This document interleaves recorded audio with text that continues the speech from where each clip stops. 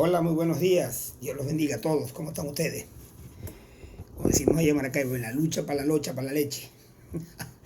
Bendiciones para todos mis hermanos de- del grupo que nos dice la Biblia, y quizás este video pueda subirlo también subirlo, bajarlo, no sé cómo es que dicen, a YouTube y a otras redes. Vamos a ver si me lo permiten, porque siempre he tenido problemas con mis teléfonos, con mis dispositivos, no tienen la suficiente memoria.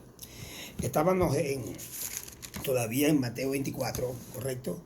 Y creo que, si no mal recuerdo, lo dejé en el capítulo, en el verso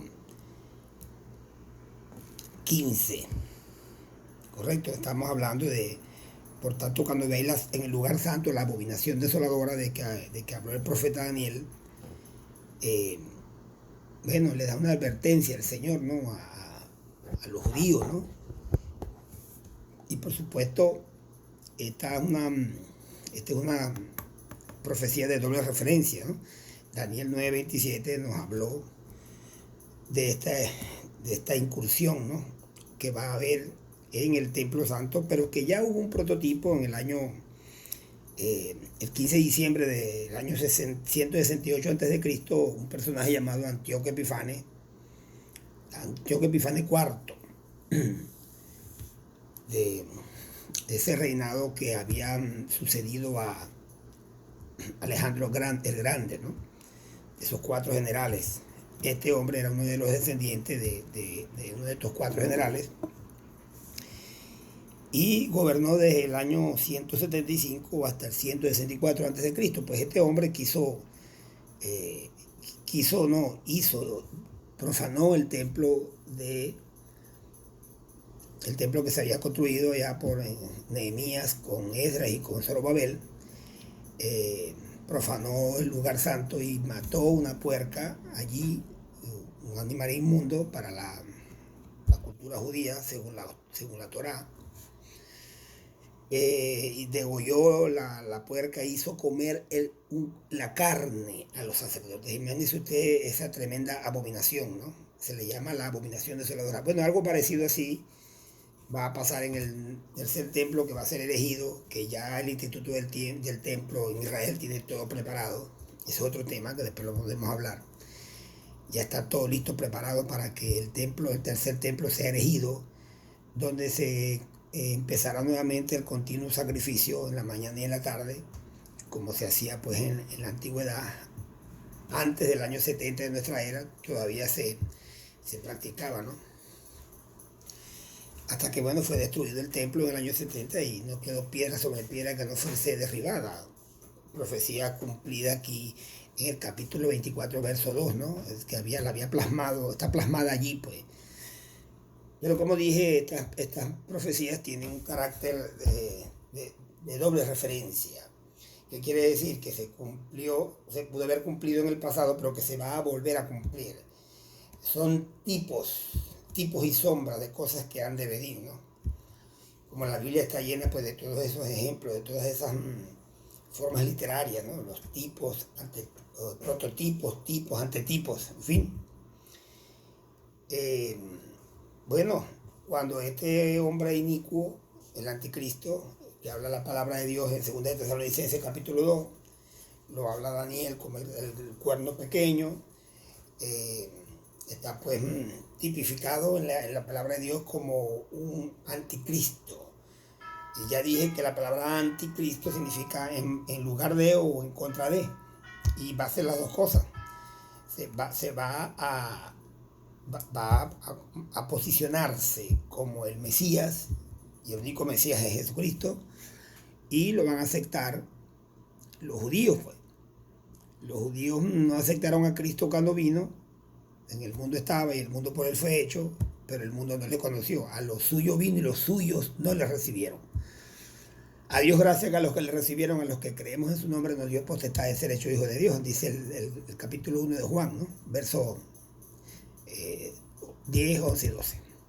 De manera pues que este hombre va a aparecer en la palestra pública, va a hacer infinidades de milagros, infinidades de cosas portentosas, falsas todas, porque viene el padre de mentira, sin duda. pero va a engañar al pueblo de Israel. Por eso Jesús le dijo a ellos en esa oportunidad: yo que vengo en nombre de mi Padre y no me creéis, pero vendrá otro en su propio nombre, al cual sí recibiréis. Profetizándole pues ese momento de cuando este hombre engaña al pueblo de Israel, porque si hay una edad en la historia, una época en la historia, debo decir, donde el pueblo de Israel está más que seguro que está por visitarlo el Mesías o el Mashiach, es en esta época. Ellos toda la vida han esperado al Mesías, pero en esta época hay una expectativa tremenda en el pueblo de Israel, sobre todo en el pueblo judío ortodoxo, donde ya tienen preparado todo, inclusive hasta la vaca roja la tienen lista para los sacrificios, el altar, todo.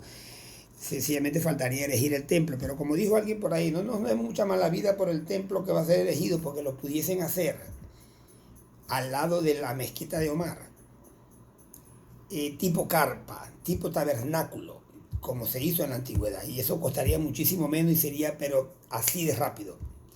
Pero bueno, otros dicen que no, que si va a ser un templo majestuoso y para allí y para acá. Eso no está en discusión. Pero lo cierto es que este señor va a ser elegido como Mesías, va a ser aceptado, y en el mundo entero va a representar como un personaje, un salvador mundial, un verdadero Mesías, entre comillas, ¿no? El verdadero Mesías lo mataron hace 2000 años, y por eso el Señor le dijo a Jerusalén: Jerusalén, Jerusalén, tú que matas a los profetas y apedreas a los que te son enviados. ¿Cuántas veces quise juntar a tus hijos debajo de mis alas y no quisiste?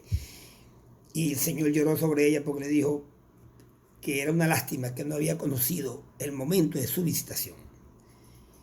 Ese momento glorioso que el Mesías pues vendría a la tierra de Israel, ellos no lo percibieron, no lo percataron.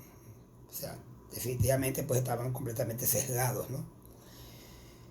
Bueno, esto va a pasar, y esa es la abominación desoladora, cuando este hombre entre en ese templo y se siente en el trono de Dios, como lo dice en 2 de Timoteo, pero como dice 2 de Tesalonicenses, perdón, dice: y entonces se manifestará aquel inicuo. Un inicuo es alguien que no tiene ley. Viene de la palabra anomo, que significa sin ley, en contra de la ley de Dios, por supuesto, ¿no?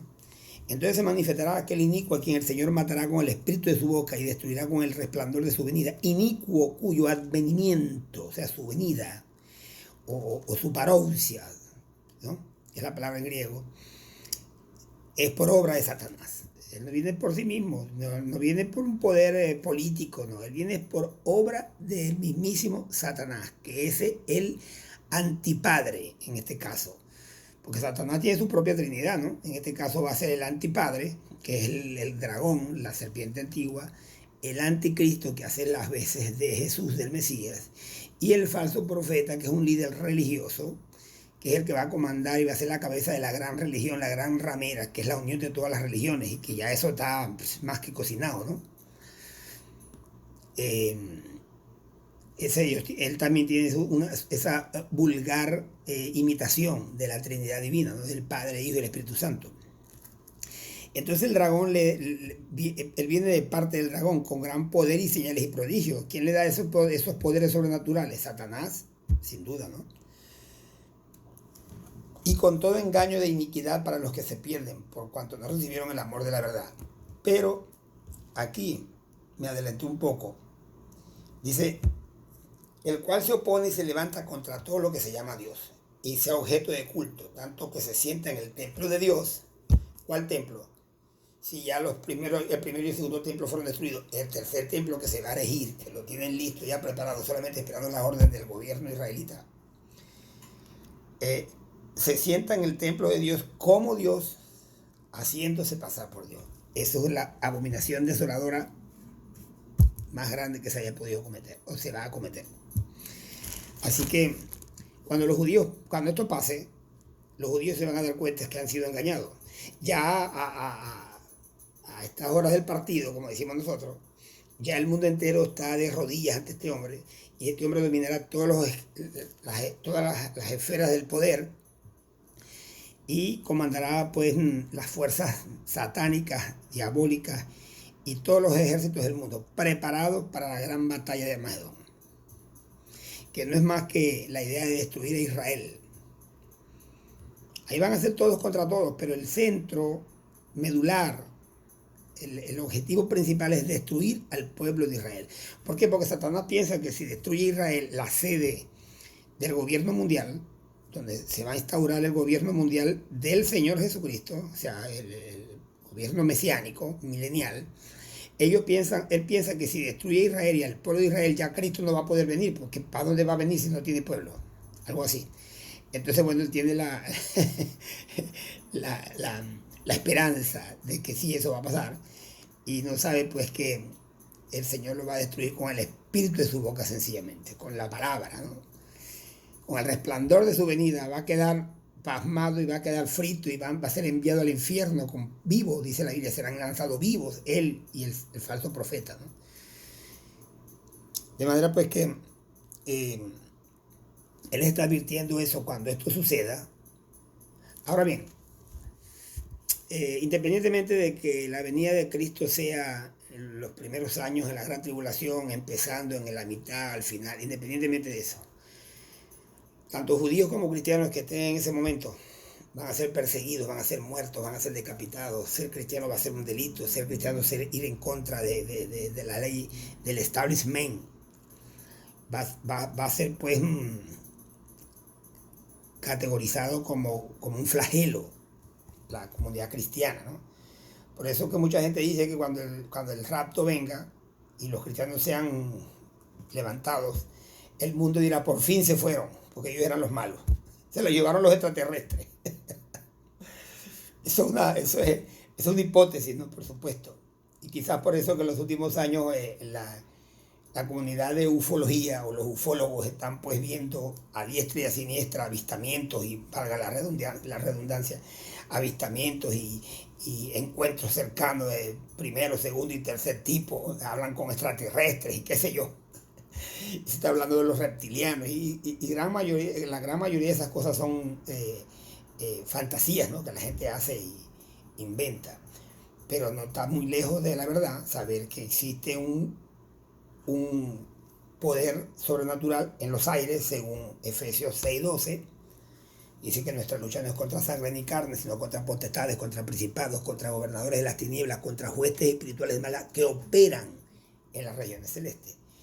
Y la Biblia también habla y dice en Efesios capítulo 2 que el mundo entero está bajo el dominio o sea, que la gente está bajo el dominio de la fuerza del espíritu de los aires. Dice, y Él os dio vida a vosotros cuando estabas muertos en vuestros delitos y pecados, ¿no? Dice la palabra de Dios, dice aquí, mira cómo dice, y Él os dio vida a vosotros cuando estabas muertos en vuestros delitos y pecados, y en los cuales anduviste en otro tiempo siguiendo la corriente de este mundo, conforme al príncipe de la potestad del aire. O sea, hay una potestad, hay un poder sobre los cielos, llámese primer cielo y segundo cielo, porque el tercer cielo son los cuarteles generales de Dios, donde Satanás no tiene ningún tipo de poder. Pero en estas regiones celestiales sí operan millones de espíritus inmundos, ¿no? Ok, cuando eso pase, la abominación desoladora, cuando este hombre rompa el pacto a los 3 años y medio, a la mitad, en todo el centro, la mitad y medio, como dice por ahí, de la gran tribulación, de lo que llamamos la 75ª semana de Daniel, que está a punto de comenzar, y lo que se llama también en Jeremías 37, el tiempo de angustia para Jacob. Se le llama pues este periodo de 7 años que va a ser sin precedentes los tiempos más angustiosos y de más tribulación que el mundo haya experimentado. Eso está a punto de suceder, hermanos míos. Hay una agenda que se llama la Agenda 2030. El mismo diablo se ha inventado su propia, como dice mi hermano Arango, su propia semana 70, ¿no? Y muchos predicadores de sana doctrina, pues, como mi hermano Antonio Bolaine, mi hermano Armando Alducin, David Diamond, bueno, muchos de ellos nos hablan de que estamos viviendo el tiempo rojo. ¿Cuál es el tiempo rojo? Aquellos que dice el Salmo 90, verso 10, que dice que 70 son los años del hombre, ¿no? Y los más robustos 80. Bueno, ya voy a entrar en esa materia para explicarlo mejor. Llevo 15 minutos, voy a tratar de ver si el video me permite enviar el video y audio, ¿no? Si el teléfono me permite terminarlo. Es más, lo voy a terminar aquí porque si lo dejo, lo voy a hacer en dos partes para que me dé la opción a enviárselo a ustedes.